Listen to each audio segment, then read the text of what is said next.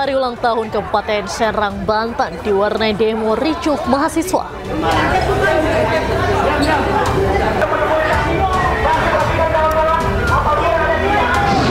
Bahwa saya Presiden Prabowo Subianto melantik sejumlah pejabat negara di Istana Kepresidenan. Undang-Undang Dasar Negara Republik Indonesia.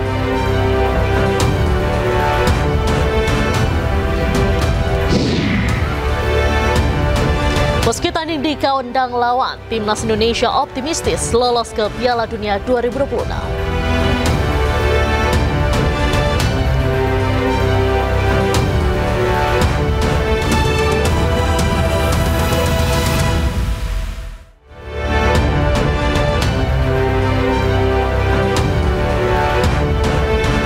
Selamat sore pemirsa, demikian tadi berita pilihan Ayu Sore bersama saya Diandra Mukni. Kita awali Ayu Sore hari ini dengan informasi sebuah rumah kontrakan yang dijadikan warung kelontong Jalan Alpukat 3 Tanjung Duren Grogol Petamburan Jakarta Barat ludes terbakar. 15 unit mobil pemadam dengan 75 personel damkar dikerahkan ke lokasi. Abu-abu kebakaran, ya Allah. Kebakaran.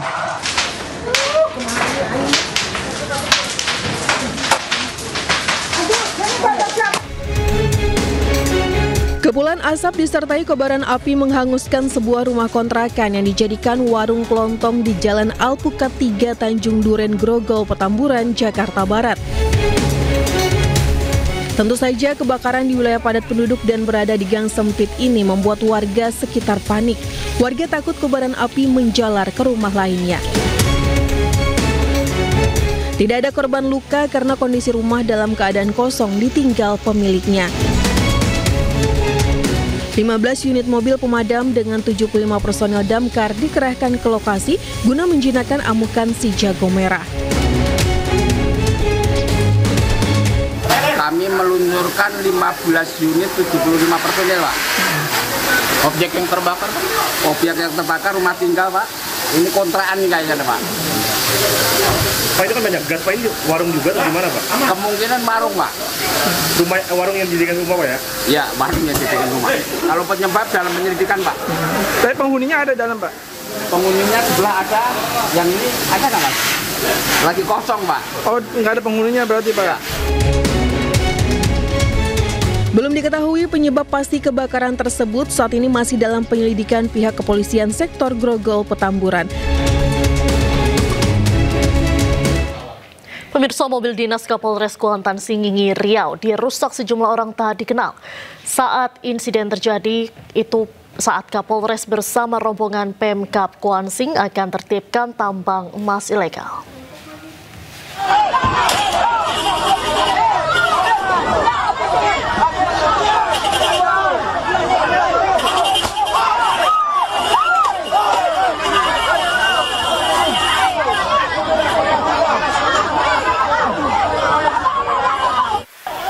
Sejumlah orang merusak mobil dinas milik Kapolres Kuantan Singingi. Massa yang mulai tak terkendali melempari batu hingga memecahkan kaca mobil.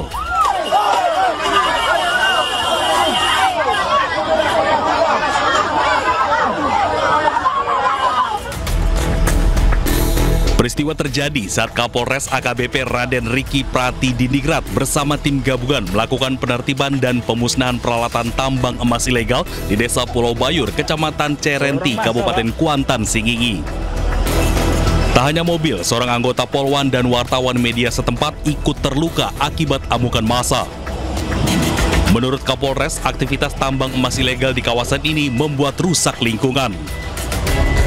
Sementara menurut Bupati Kuantan Singingi, Suhardiman Ambi, penertiban tindak lanjut dari komitmen pemerintah dalam menjaga lingkungan dengan tidak memberikan ruang bagi aktivitas tambang ilegal. Pada saat tadi kita melakukan penyisiran, sudah beberapa rakyat kita berhasil melakukan pembongkaran dan pemusnahan. Ternyata pada pelaksanaan berjalannya operasi ini terjadi perlawanan.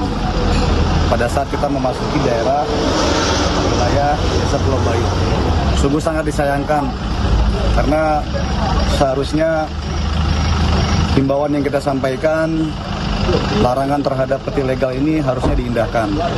Ternyata pada saat kami melakukan pembongkaran terjadi upaya penolakan, perlawanan, sehingga ada beberapa hak yang menjadi korban dan dirugikan. Ini sangat disayangkan. Atas kejadian ini, 6 unit mobil rusak terkena lemparan batu. Polisi kini memburu para pelaku pengerusakan dan kekerasan anggota Polwan. Dari Kuantan Singingi, Riau, Indra Yoserizal, iNews melaporkan. Pemerintah mengambil alih 6 smelter yang terbukti melakukan aktivitas tambang ilegal di kawasan PT Timah, Kepulauan Bangka Belitung. 6 smelter yang diambil alih ini merugikan negara hingga 300 triliun rupiah.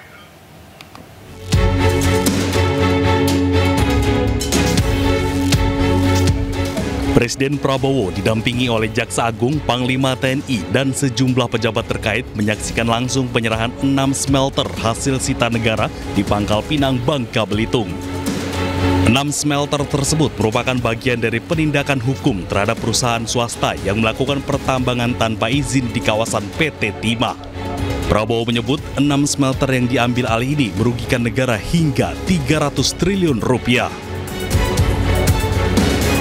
Kita bisa bayangkan kerugian negara dari 6 perusahaan ini saja, kerugian negara total ya, potensi 300 T. Kerugian negara sudah berjalan 300 triliun. Ini kita hentikan. Sementara itu, hal tidak terduga terjadi di tengah penjelasan Presiden Prabowo yang menyinggung kerugian negara 300 triliun rupiah akibat tambang ilegal. Menteri ESDM Bahlil Lahadalia yang berada tepat di belakang Presiden Prabowo terekam kamera mencolek bos Danantara Rosan Roslani.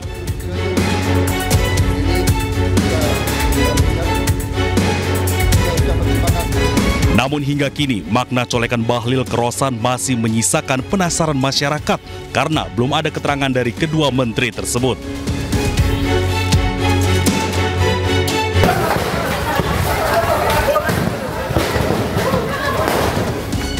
Kehadiran Presiden Prabowo di smelter timah swasta Tinindo Internusa pada Senin lalu bersamaan dengan unjuk rasa ribuan penambang rakyat di depan kantor PT Timah Tbk yang berjarak 10 km. Aksi massa sempat ricuh karena penambangan memaksa masuk melewati pintu gerbang. Unjuk rasa dipicu sulitnya penambang rakyat menjual pasir timah mereka dan harga jual pasir timah yang rendah. Dari Pangkal Pinang, Bangka Belitung, Tim Liputan iNews melaporkan. Presiden Prabowo Subianto melantik sejumlah pejabat di Istana Kepresidenan Jakarta. Pejabat baru yang dilantik akan menempati posisi Wamendagri, Wamenkes, Kepala BPBUMN, dan Duta Besar. Janji jabatan berkenaan dengan pengangkatan saudara-saudara. Pelantikan sejumlah pejabat hingga duta besar berlangsung khidmat di Istana Kepresidenan Jakarta. Presiden Prabowo melantik Ahmad Wiyagus sebagai Wakil Menteri Dalam Negeri, Benjamin Paulus Octavianus sebagai Wakil Menteri Kesehatan, Doni Oskaria sebagai Kepala BPBUMN. Selain itu, Presiden juga melantik Gubernur dan Wakil Gubernur Papua serta Duta Besar Indonesia untuk beberapa negara. Bahwa saya dalam menjalankan tugas jabatan. Jadi hari ini Bapak Presiden mengambil keputusan untuk mengangkat Bapak Wiyagus sebagai Wakil Menteri Dalam Negeri, yang ini artinya ada penambahan 1 wamen di Kementerian Dalam Negeri. Oleh karena kita semua tahu ya, negara kita sangat besar, 514 kabupaten, 38 provinsi, tentunya dalam rangka pembinaan dan memastikan pembangunan di setiap daerah, baik provinsi maupun kabupaten kota dapat berjalan dengan baik dan lancar, maka Bapak Presiden merasa perlu memberikan tambahan kekuatan di Kementerian Dalam Negeri dengan mengangkat 1 Wakil Menteri Dalam Negeri. Kemudian yang kedua, untuk Wakil Menteri Kesehatan sama, karena begitu besar dan begitu berat tugas di Kementerian Kesehatan, termasuk juga untuk membantu memastikan beberapa masalah yang terjadi di Badan Gizi Nasional, maka Presiden memutuskan mengangkat dan menambah 1 wakil menteri di Kementerian Kesehatan. Beralih ke informasi lain, pemirsa, polisi masih menyelidiki tewasnya seorang terapis wanita jatuh dari lantai 5 rumah pijat Delta Spa, tempatnya bekerja di Pejaten, Jakarta Selatan.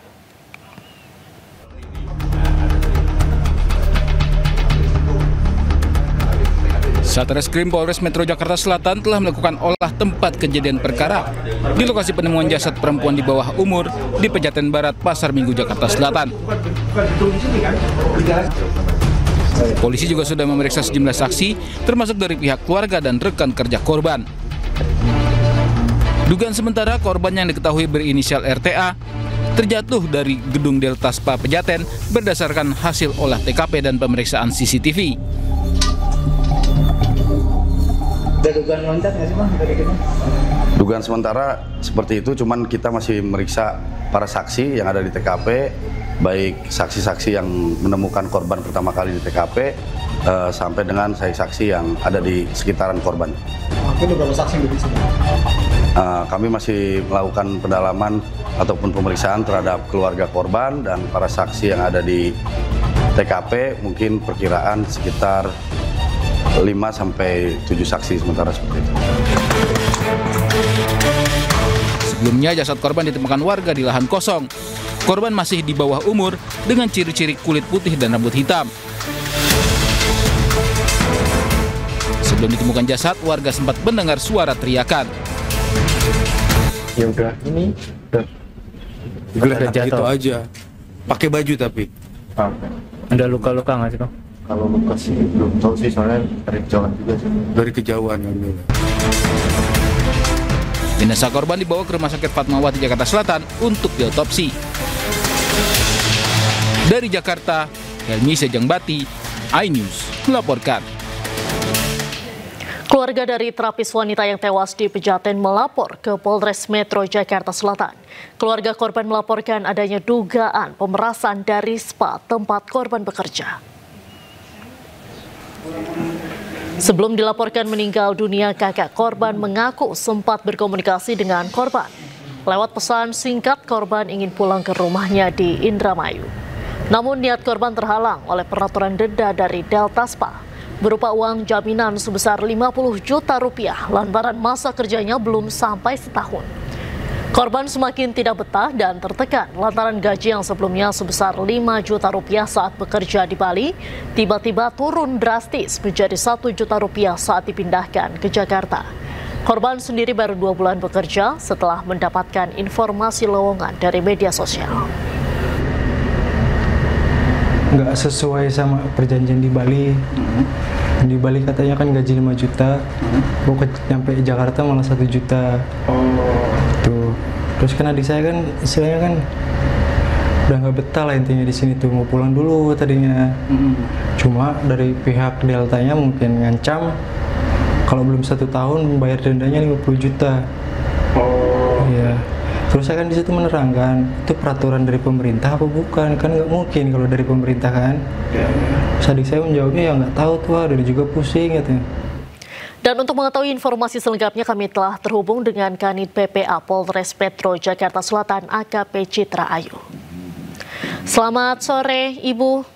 Selamat sore Mbak. Baik, Ibu Ayu, sejauh ini bagaimana hasil penyelidikan Ibu? Untuk sejauh ini hasil penyelidikan dari total saksi yang sudah kami periksa, sudah ada sekitar 14-15 saksi yang sudah kita mintai keterangan. Kemudian untuk korban sendiri sudah kami bawa ke Rumah Sakit RS Polri Kramat Jati untuk kami lakukan otopsi untuk mencari tahu penyebab kematiannya seperti apa. Berdasarkan hasil otopsi, dugaan sementara apa Bu? Hasil sementara masih belum dapat kami sampaikan karena memang belum ada penyampaian dari dokter. Karena kemarin selain dilakukan otopsi secara luas kemudian secara dalam, dari sampel-sampel organ dari korban juga diambil sampelnya untuk dicek secara lab. Jadi secara keseluruhannya kami masih menunggu hasil dari dokter. Baik, dugaan sementara penyebab korban ini jatuh, apakah ada hasilnya seperti apa? Untuk hasil pastinya kami masih melakukan penyelidikan lebih dalam. Kami juga mengumpulkan keterangan-keterangan dari saksi. Kami juga sedang mencari CCTV ataupun petunjuk-petunjuk lain yang berada di sekitar TKP. Untuk lebih jelasnya nanti kami akan update lebih lanjut. Baik, kemudian Ibu sebelumnya kan ada dari keluarga korban melaporkan soal dugaan pemerasan dari spa tempat korban bekerja. Betul itu, Bu? Untuk keluarga yang diwakilkan oleh kakak korban ini sendiri melaporkan kepada kami terkait dugaan adanya eksploitasi terhadap korban ataupun adik dari pelapor ini sendiri. Untuk lebih dalamnya nanti kami akan lidik lebih lanjut apakah pemenuhan dari tindak pidana eksploitasi ini terpenuhi. Baik, apakah ada rencana akan ada rilis dalam waktu dekat, Ibu? Setelah semua bukti-bukti ataupun keterangan-keterangan yang kami kumpulkan atau kami dapatkan cukup, nanti kami akan merilis lebih lanjut terkait penemuan yang sedang kami selidiki saat ini. Baik, terima kasih banyak AKP Citra Ayu melaporkan. Terima kasih sudah bergabung di iNews Sore. Salam sehat selalu, Ibu. Baik, terima kasih. Pemirsa, 31 jenazah korban Ponpes ambruk masih berada di Rumah Sakit Bayangkara Surabaya dan belum teridentifikasi. Informasi selengkapnya kami hadirkan usai jeda, tetaplah di iNews Sore.